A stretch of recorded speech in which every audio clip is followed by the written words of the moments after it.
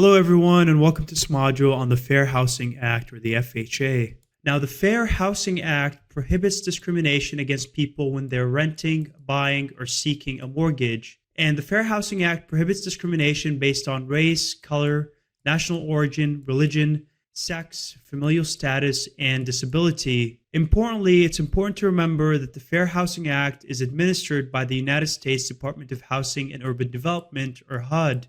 However, it is enforced by the Department of Justice. Let's talk about the Fair Housing Act's applicability. The Fair Housing Act applies to most housing scenarios. However, it does not apply to the following: owner-occupied buildings with no more than 4 units, single-family houses sold or rented by the owner without the use of an agent, and housing operated by religious organizations and private clubs that limit the occupancy to members. Importantly, redlining and blockbusting are prohibited by the Fair Housing Act. Redlining refers to the denial of extension of credit on loan applications in a certain geographic area due to the income, race, or ethnicity of the residents.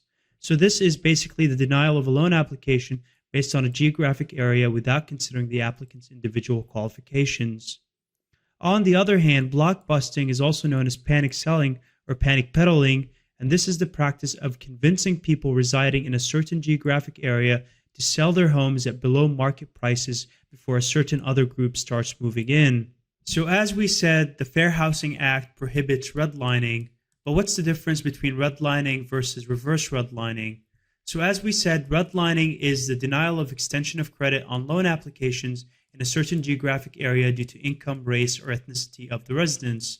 So this is the denial of a loan application based on a geographic area without considering the applicant's individual qualifications.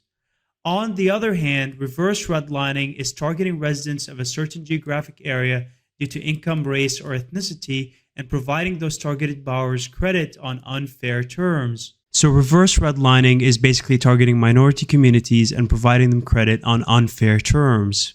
And this concludes our module on the Fair Housing Act.